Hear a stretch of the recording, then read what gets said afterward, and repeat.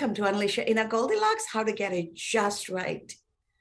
I am super excited today for our conversation, more so than ever, because our topic today is making a case for women investing in women. We as women don't realize the important role we play in society. Family is the fundamental building block, and we are the homemaker and family maker, and we are leaders of the fundamental building block of society. And everything that happens in life happens because of the contribution we make through our family, through our community, into the business and the entire overarching social ecosystem. Given the role we play, we still struggle in embracing an abundance mindset and lifting each other up. And today, I am greatly honored to not only have this conversation with you, but to have my dear friend and a household name of the Goldilocks community, Robin Johnson. Robin, thank you so much for being my partner in this conversation. You're not the guest, you are going to be the co-host and my partner. And I cannot wait to have this meaningful conversation that we need to translate into action. Well, thanks. It is really an honor to be here, and an unexpected honor to be here. I'm usually in my home with my lovely bookcase behind me, but I'm on the road this time in my hotel room. But any time is good to be with Cass and her guests, people watching online, or people on the Zoom call as well, who may be joining a little bit later. And of course, Alyssa, who's here often, always glad to see her. So Cass and I were just commenting how it was just a chance meeting, maybe 15 years ago, 20 years ago. And it was the GFOA conference. GFOA, it was Government Finance Officers Association in Chicago.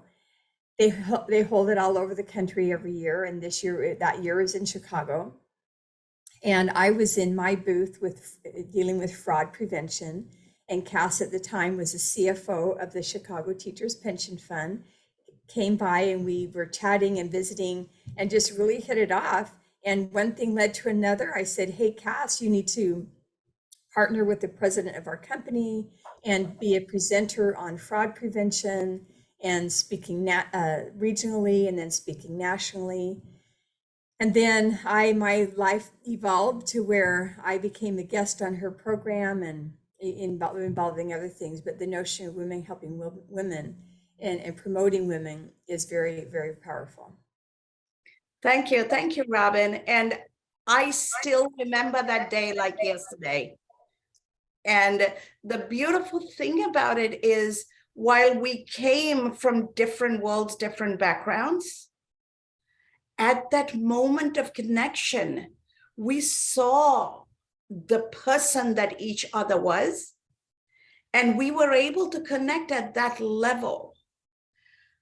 What gave you the confidence or that notion that there is something deeper in this relationship? The reason I ask that, Robin, is a lot of times women have been raised in this masculine established world where there are one or two seats for women in every place, and women feel like they have to compete, right? You have to compete to marry the right man. You have to compete to keep that man. You have to compete to raise the family. You have to compete for your jobs. So the intrasexual competition is naturally embedded into this Western world we live in. And for women to understand how to break it, what gave you that notion that this is worth investing in? Let's explore and let's do things together. You know, that's very interesting because like you, I still remember this conversation as though it were yesterday. Sorry about that. And we were talking about the notion that if fraud happens where you are, with the teacher's pension fund, that's taxpayers' dollars. Those are taxpayer dollars. And I remember making the comment, these funds are sacred.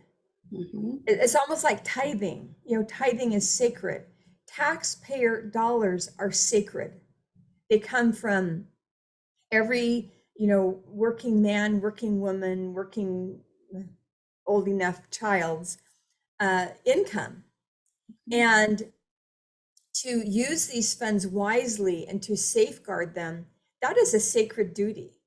And you totally, 100%, you must have said something that triggered that in me, that we were both on the same wavelength. And it was a matter of integrity, it was a matter of ethics. And one of my things now in my Robin Learning Systems, when I'm wearing my Robin Learning Systems hat, is helping organizations be more humane, ethical, and resilient. And so I think that the fact that we were both on the same wavelength, that there are elements of integrity and elements of humanity that we connected there. Absolutely. And I was actually presenting on connecting leadership and governance to public good, and the importance of government finance officers truly being the fiduciary for society to protect that public good. So we were both in the same place, thinking about the same thing. How do we build resilient businesses? How do we show up as humane and ethical leaders? And how do we lift up an organization that is very focused on financial metrics, to not forget the human element, because it's the humanity that ultimately drives everything. And in spite of our cultural difference, our religious upbringing difference, our language difference, everything being different, we connected at that basic level, right? And you always very succinctly put it, it's about being ethical, humane, and resilient. And when we come from that place, we are giving ourselves permission to transcend everything else. And Yeah, so as I absolutely. think back, we have taken that initial conversation and we have built in that into so many other opportunities, introduced each other to other people. We've brought along other people into this journey. So when we start thinking about how do we help women of multiple generations stop competing in a man-made world and start collaborating and supporting. And this truly resonated for me more so than ever, Robin, when I saw the statistics, only 11% of venture capital investment went to women. Because women don't mentor women, women don't support women, women don't become each other's blind spot watchers. And so for me, as a mentor, a finance leader, and a change maker in the world of building to last and ennobling for success through my Ennoble for Success Institute, it's important for me to take women on this journey. And I can't see a better partner than you to do that. So when you hear me say that, what are elements that we can bring into this call to action to help women start thinking and looking at each other differently? Well, first of all, to me, what is most important is to realize that we live in an abundant universe. This is a universe of abundance. And if we can recognize there is abundance all around us, that we don't have to hang on tight. And in fact, it's interesting because just this morning, I'm actually at a conference. I'm a volunteer at a conference, the Powerful Living Experience Conference.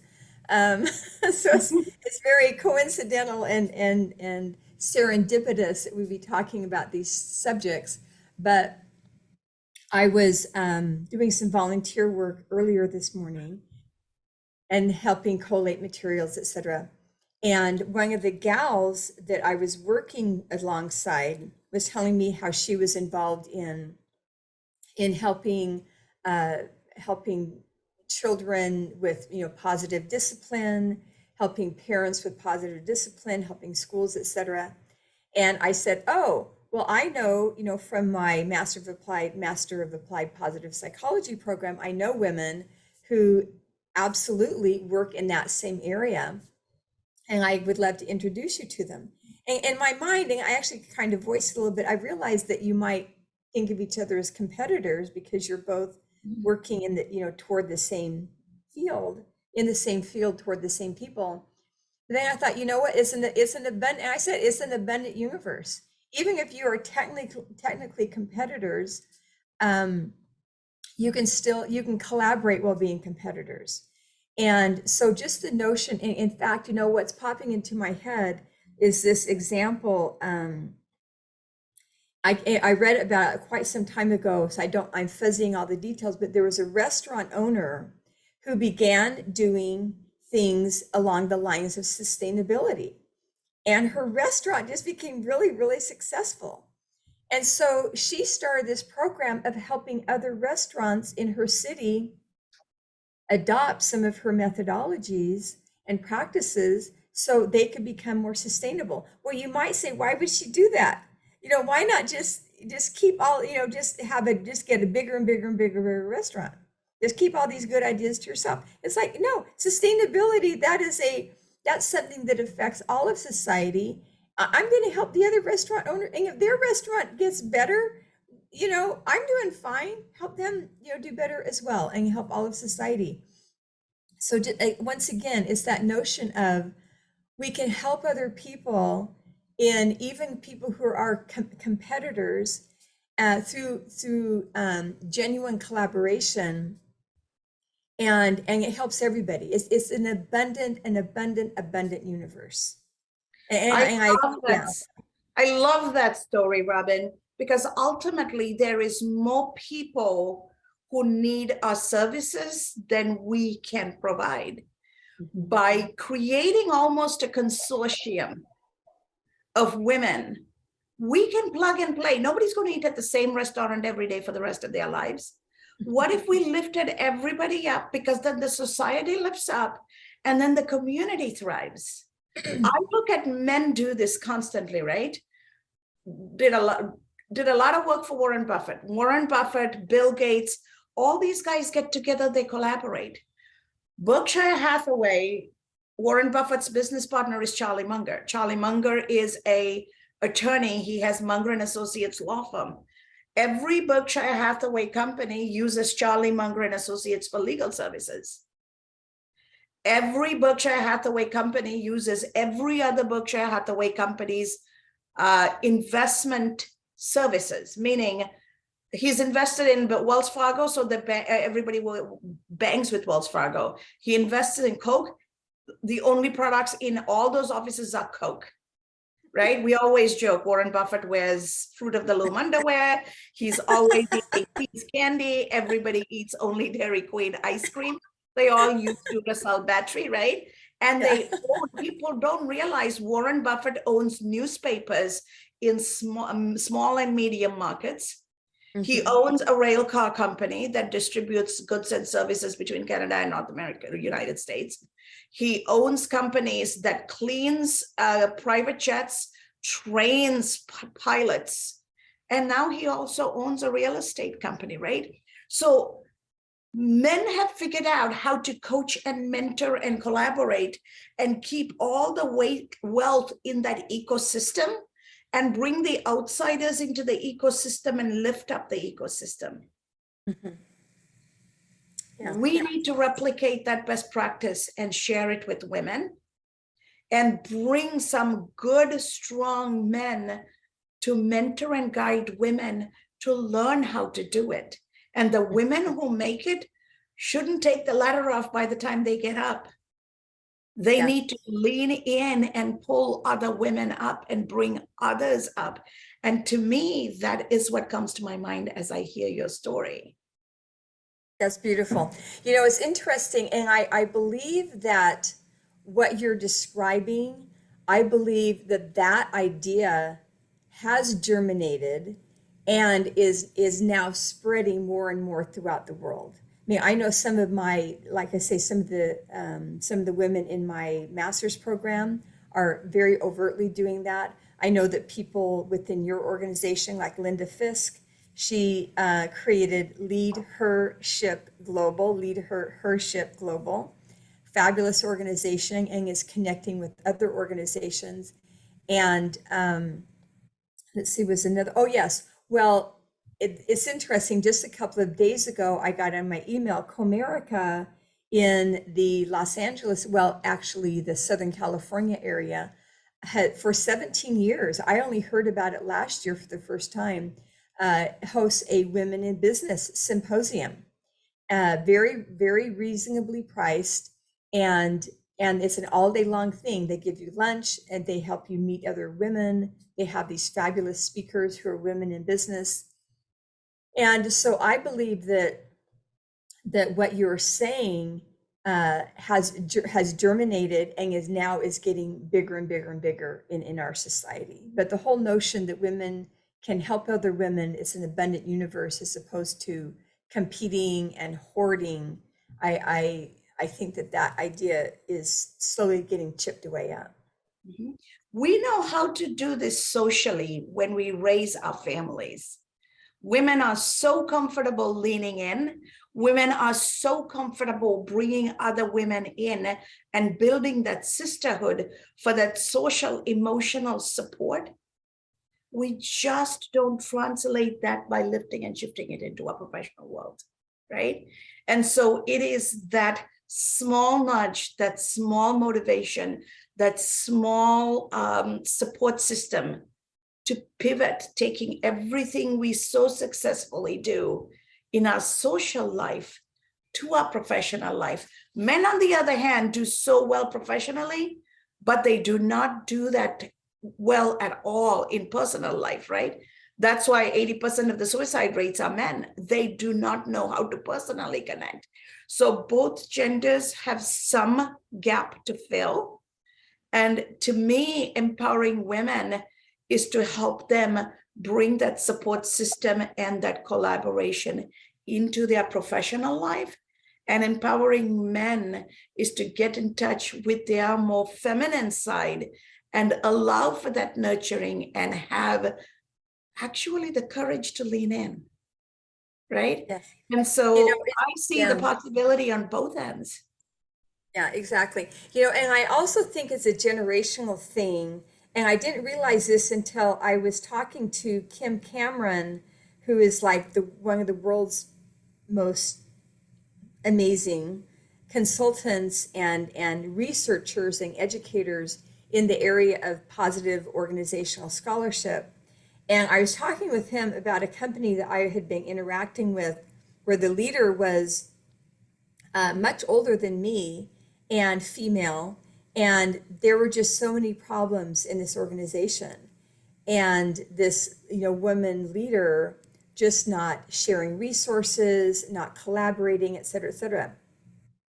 And Kim's observation at the time, as I was sharing this information with him a few years ago, that it's a generational thing. That women of an older generation and kind of the industrial age generation have what you described at the very beginning, this very competitive mindset. We're not going to share. We got to hold on to what we have. But I believe that, and same thing to your story, that, how many fathers of the prior generation changed poopy diapers, Whereas my son-in-law, he is very much an equal partner with my daughter I've observed not just my son-in-law, but many young men at that generation. So I think part of it is a generational thing.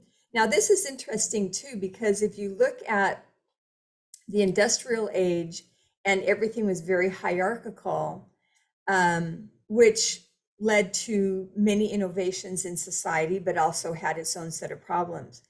And what I'm looking at, and so you take that industrial age mentality and you layer that over to how do women lead, think that's what you're going to get.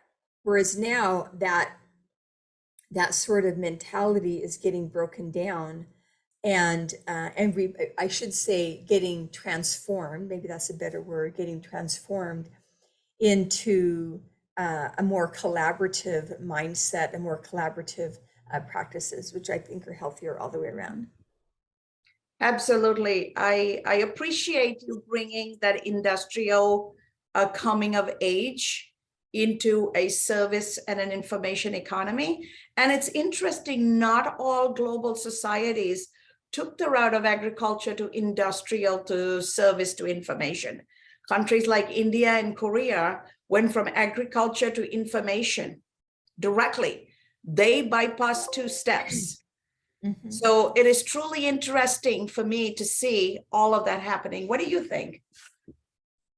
You know, to be honest, I never thought of that before, but you're right. If an organization went from, or if a society went from agricultural to information, skip the industrial age, then that could impact their society.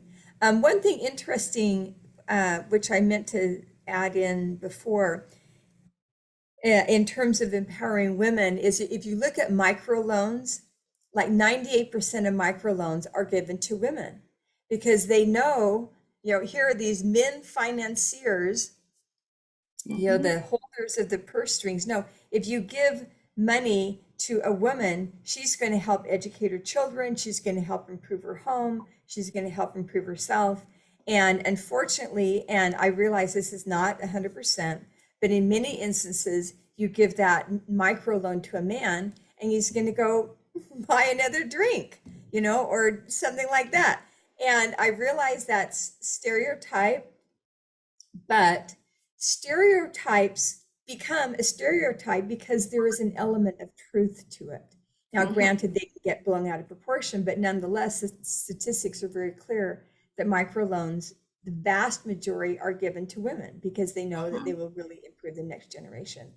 And so I believe that as we can then move that notion into helping men be equally concerned about the family, and women also, men becoming more concerned and helpful in the family, women becoming more empowered in business life, then you just have collaboration going both ways, and I think it's very helpful.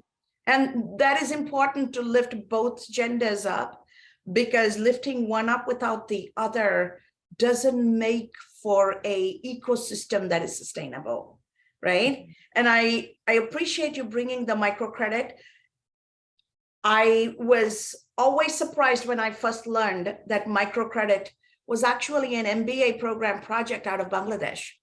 The students wanted to know how to lift up a poor community. And they actually went to the banks in Bangladesh and asked if they could get support from the commercial banks to actually implement their project and test it out as part of their thesis, right? And the commercial banks said no. So the professor and the students took their own money and invested and started Grameen Bank. So an Islamic nation called Bangladesh gave to the world microcredit, an official form of microcredit.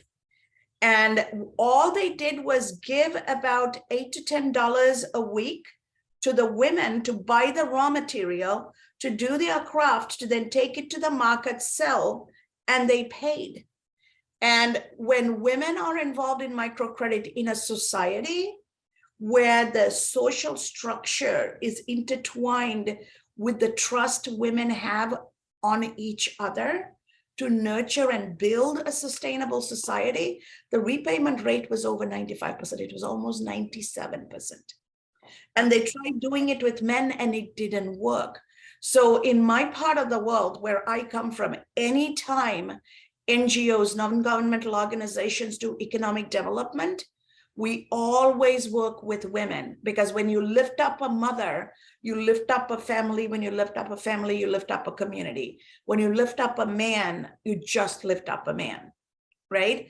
Yeah. So the magnification impact of helping a woman is huge.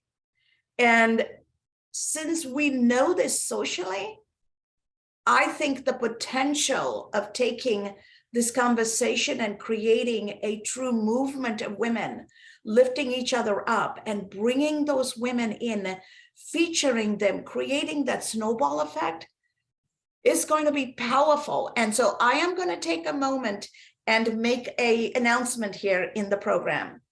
If you like what you're hearing, join our YouTube channel, Transform with Dr. Cass. And not only can you pick up these kind of insights through our regular programming, Robin and I are going to do a spin-off program called Women Investing in Women. And we are going to help bring this call to action to life. We're going to feature women who are doing this, and we're going to honor men who are facilitating women to get there. And together as a self-healing ecosystem, we can truly make this an intergenerational, intercultural, international movement. Because if Robin and I can do this, everybody can do this. Right, Robin? Absolutely. Absolutely. This is interesting, and thank you so much. This is a wonderful announcement. It's very exciting. And it reminds me of a book was just published, I believe it was last year, maybe year before, called The Business of Race, between Margaret Greenberg and Gina Greenlee. One is white, one is black, and they became dear friends. And then and they were both in business, and they became dear friends. And they said, we need to write a book on this, how race impacts business. How you deal with race impacts business. But again, it's the notion of two totally different women, different backgrounds, different upbringings, but coming together on a very important topic and lifting not only themselves up, but their community. Now, when I go out and speak about having organizations that are humane, ethical, and resilient,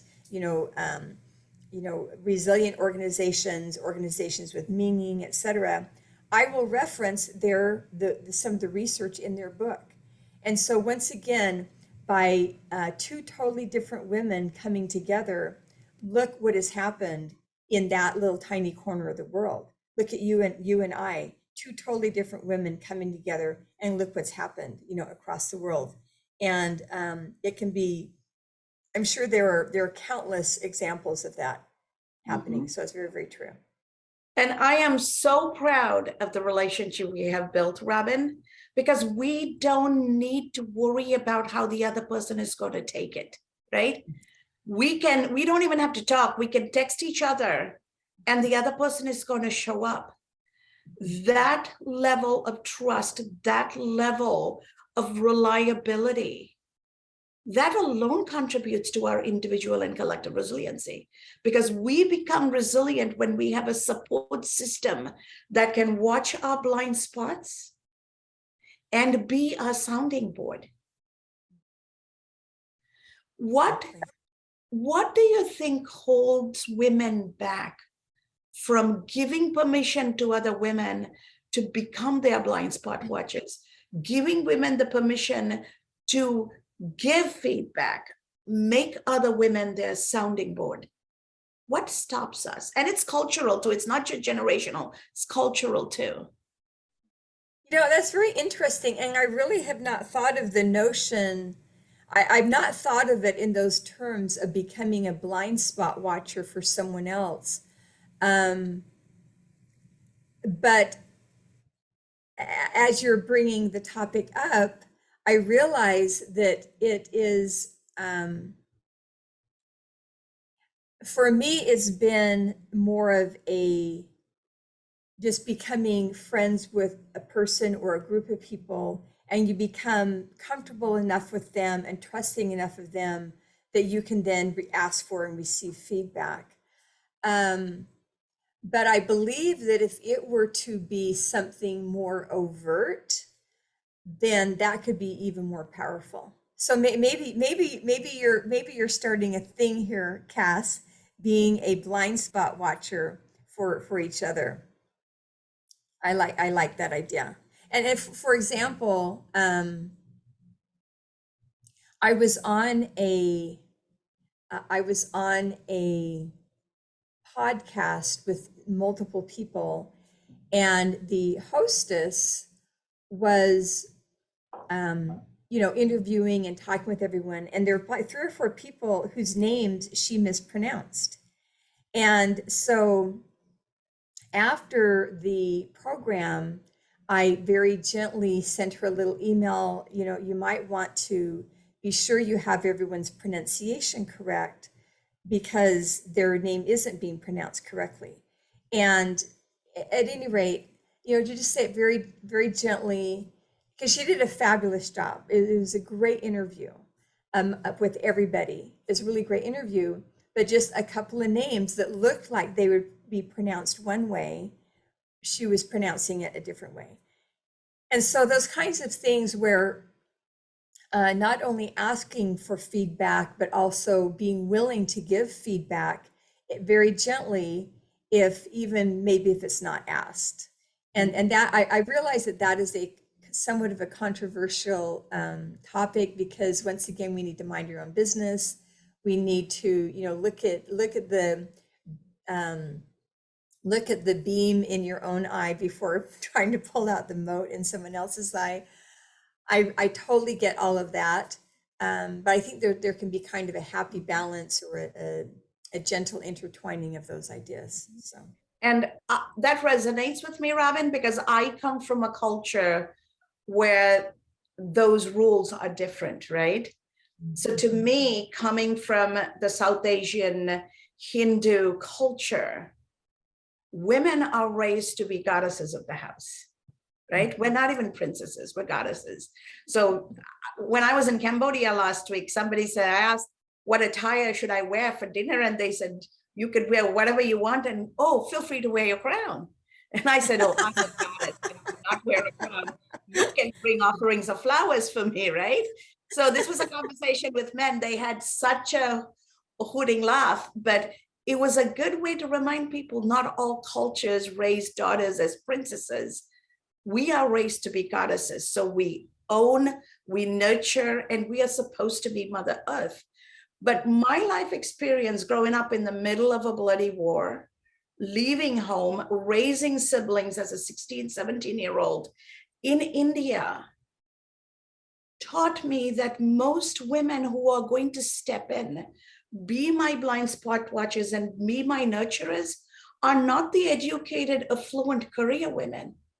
The woman who was cleaning the toilets in the school, the woman who was the maid for the house I rented a room in, right? It's the women who were mothers of the children in the slums who I was tutoring in return for being able to go to school. So women being each other's blind spot watchers, women helping each other up, is not based on level of education. It is not based on titles. It's about women having the wherewithal to show up for one another because it's the right thing to do. I mean, I see this in the United States too. When I was a CFO at Aon for the risk management division, 9/11 happened. Our entire New York office in Twin Tower 2 went down. Our entire data backup in Twin Tower 1 went down, right? And we suddenly had to run disaster recovery for our entire East Coast out of Chicago and couldn't go home. So we are working through the night, and lo and behold, the entire cleaning crew brings us big trays of pasta and salads. And we're working, our corporate headquarters was in Chicago, and the men working with us, the CEO and everybody, it's like, yes, how come these women are bringing food for you guys? And they asked the women, what prompted you? And they said, you know what? Cass treats us as part of the team. Just like she gives baby showers to women who are pregnant on her team, when the cleaning crew, somebody is pregnant, we get a baby shower. She treats us like we're part of the family. So when they are working late to help you and they are not going home to their family, they are not eating, then we show up as an extension of that family to support them. So we are truly embracing a lifestyle we have built here, because we don't consider ourselves as an outsourced cleaning team. Doesn't matter, I'm Polish and somebody else is Hispanic and these are a bunch of Asian Americans. doing accounting and finance work in a corporation. We are women in the middle of a crisis helping one another. So to me, I take these lessons that transcend culture. And to me, it's also important that people understand we can be ennobled and ennoble others regardless of our station in life. Beautiful. Yeah. You know, that is so amazing. That story. I'm doing a presentation at the Texas Treasury Management Association in April. And I am adding that story to my bag of tricks here, because it is so true, is that if we, and that's the whole thing, are our organizations being humane, ethical, and resilient? Are we treating the cleaning crew with respect?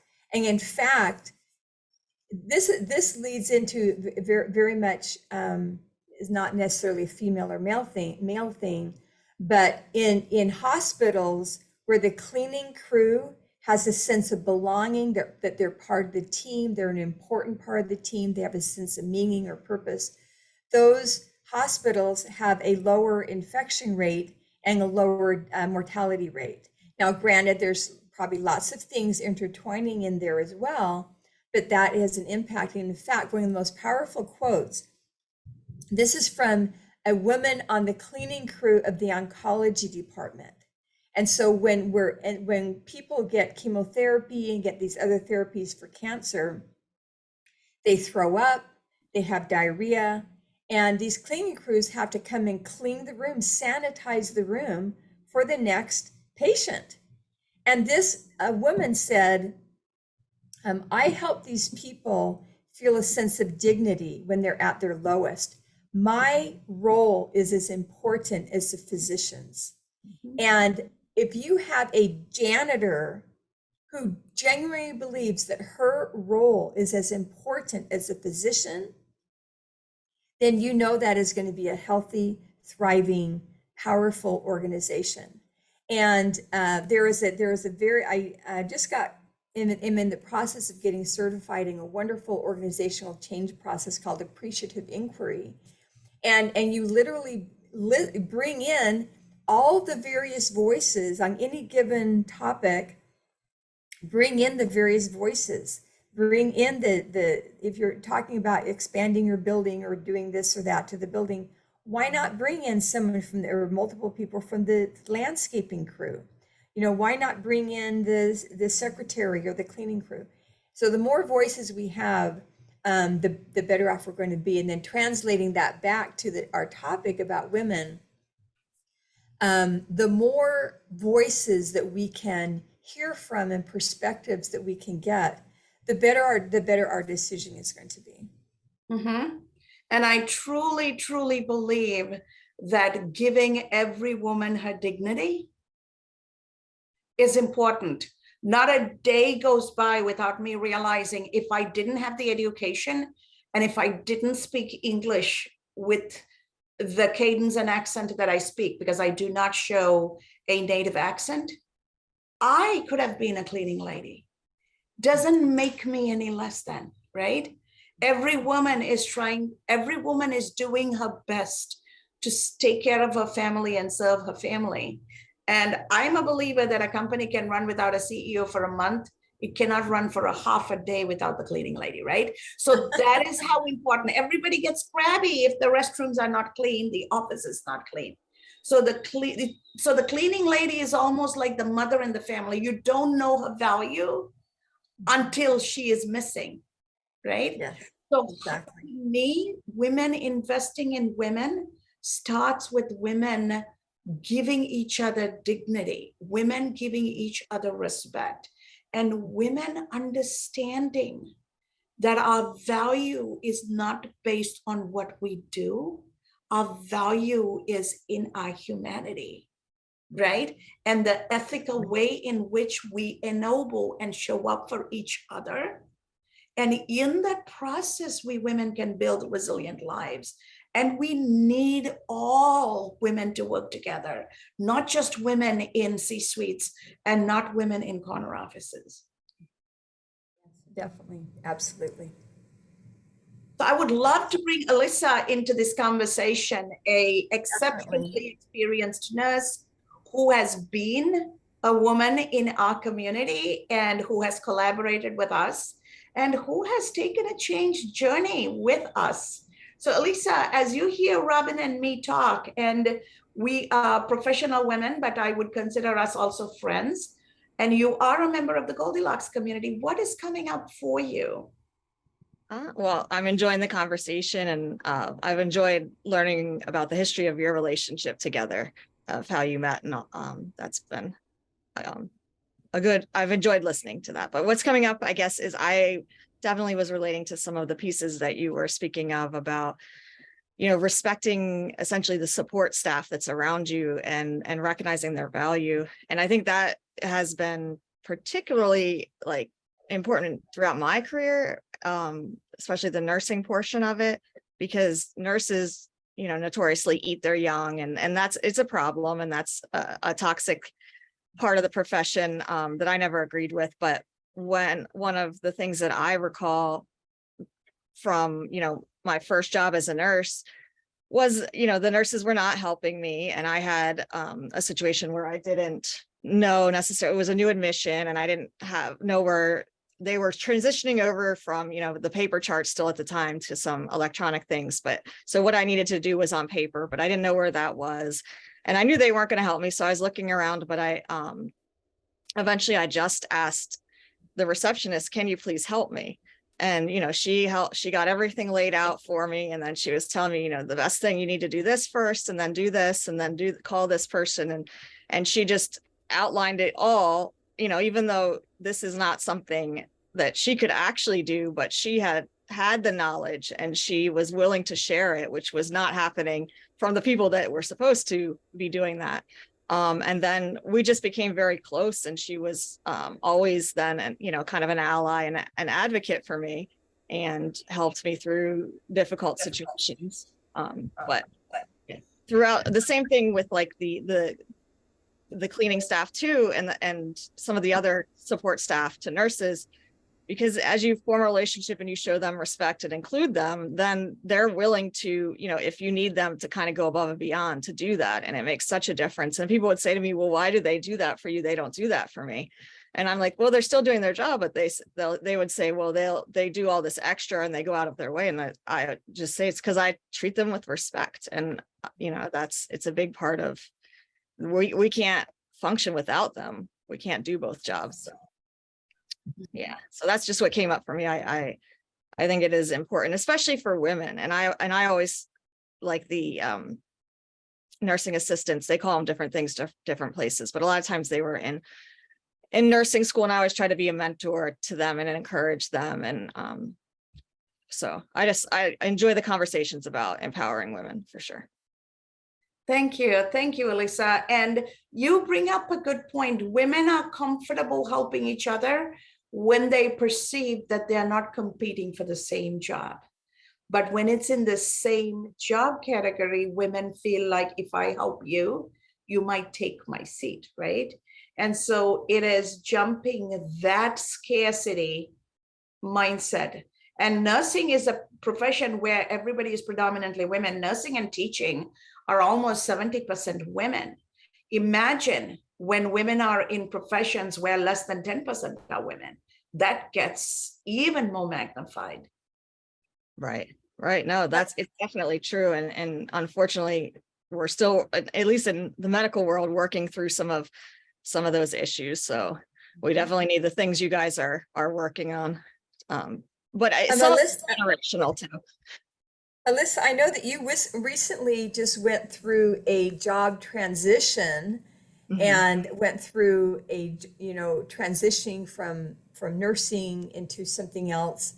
And I'd be interested to hear your experience, either positive or negative, about, how you were mentored, how you were helped either by men or women in making that transition, because that was really a big deal for you, making that transition. Right. Yeah, no, definitely. It was. And I met a lot of different people during the journey and learned a lot of things. And like coming to the session with you guys was another aspect of kind of expanding my world and learning about different things. I think now, like, so I am now in a male dominate, I'm in the tech world, that in a more male dominated arena. So there's different challenges to that, but I think that my boss is female, and she is a good mentor to me so far, because it's still very new. So I'm still, kind of going through all of that. But I think and there's just differences to the industries also. In healthcare tends to be a lot more direct with and it's not always nice the way people will present information to you, but you usually know if you're doing the wrong thing. But I've found now I sometimes I question myself, like, nobody's telling me I'm messing up. And that's just a generalization. I don't know that that's like that everywhere. And it's just, I'm still making that transition, but it is nice to have, my boss I think she's a very good mentor for me, and she's been patient and taught me lots of things, and I'm continuing to learn. You bring up a Awesome. good point. You bring up a good point, Alyssa. Medicine is a world where doctors believe they're God. And then there is an I-thou relationship at every level, starting at that hierarchy, right? Mhm. So, Robin, we had two amazing medical doctors in the anthology we did last year, Dr. Susila Kolasingham and Dr. Nandini Menon. And they both had gone through their own journeys to realize, you know what? We need to break the cycle of this I-thou relationship. There has to be something more. And so part of the work we have ahead of us is taking some of these conversations into those kind of fields and helping women and men see that there is more success in collaboration. There is more success in giving everybody that basic dignity, because when we give people their dignity, we build our support system. During my PhD, the woman who delivered the keynote talked about how the lives we sustain by the choices we make are actually our own. Okay? When we are kind to somebody, we hold space for somebody, we actually empower somebody, we honor somebody, we see their value. We are truly building our life. And if we can see the connectivity, then I think the ability to act on it becomes easier. Because if I can relate to why is this important to me, I'm more inclined to do more of it. Beautiful. Beautiful. And that's true. And also what Robin had touched on, I think in the beginning, is a little bit, just because, somebody else shines, there's still room for other people to shine alongside. And like, so now where I'm at, I'm working in like a part of the open source community, which is a factor of software development where, people contribute and the source code is available, so that as like that part is free generally. But those things are better because they're people collaborating and making it better, and people from different companies in different areas, and then everybody benefits from that. So that kind of is, and I think a lot of people, women can have that, like were mentioning, it's like, well, I'm competing, and no, you don't always have to be competing. You can both build each other up and shine in your own ways. And I think that messaging will be important for you guys too. And I know you put that out there because there is enough space for everybody. Yes, animals know this. Humans are just now figuring this out. Yeah. Yeah. That's why animals hunt in packs. They don't say, if I hunt in a pack, I have to divide the food. They say, if we hunt in packs, we are sure to get a meal. Right. Exactly. Right. Exactly. Yeah. This reminds me of, I heard a keynote that Kim Cameron gave, and he talked about a concept that is called no stat all stars. And he looked at, and it's this phenomenon of discovering players that their own individual statistics, this is in basketball, their own individual statistics were just average. They were not a star player. They were just average. But no matter what team they were on, because they would be on, maybe 3 or 4 different teams across the course of their career, every one of those teams became like an all-star winning team. And it's a very, very interesting concept that even though you might not be the star player, you might not be the Magic Johnson. That's my era, the Magic Johnson in the Lakers. Might not be the Magic Johnson, but you can support the team, the entire team, in such a way that the team gets the championship. Mm-hmm. And I think that if we can keep that in mind, no stat all-stars, that we can each be, we can each contribute to the team, and then our team rises. So I think that's a very important concept. Yeah. And it is a beautiful concept to bring this important conversation to a close, because to me, it is like reminding us that when we show up for each other, everybody wins. Michael Jordan alone couldn't have even played a game, right? He needed everybody else. And so how do we help everybody become king and queen makers? We don't all have to be kings and queens. Mm-hmm. And how do we do that? How do we do that in a way that we build joy and camaraderie? And ultimately, we're all seeking happiness. How do we make this a joyous process and take the fear and the anger and the hate out of it and leave joy there and let the joy propel everything? So I am personally and professionally very honored and grateful, Robin, to have you in my life and take this new step into a new chapter together, and inviting all our audience, if you're listening to this and you're enjoying what you're hearing, please go to our YouTube channel, Transform with Dr. Cass, and subscribe. And as Robin and I launch our new program, Women Investing in Women, we would love for you to participate. It doesn't matter your gender. It's going to take all of us working together to make this transition. This world is majority women today. The viability, a sustainable ecosystem, and a humane world for us to live in is going to happen only if all genders, all races, all ethnicities transcend our outer wrapping and truly ennoble one another, because ultimately we all deserve to be happy. That is our common denominator. And let's meet each other there. Let's meet each other in a place of joy, in a place of lifting up. And let's be comfortable in being each other's blind spot watcher, because the best built cars have blind spots. And if we accept that that is part of the design, then it's easier to navigate.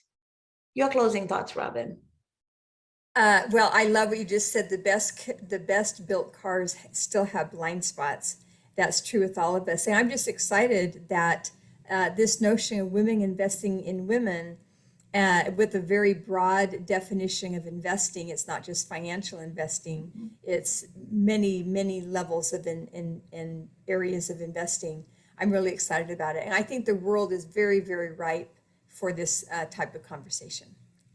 Beautiful. And thank you so much for this ennobling and uplifting conversation, because ultimately every human interaction is an opportunity for transformation.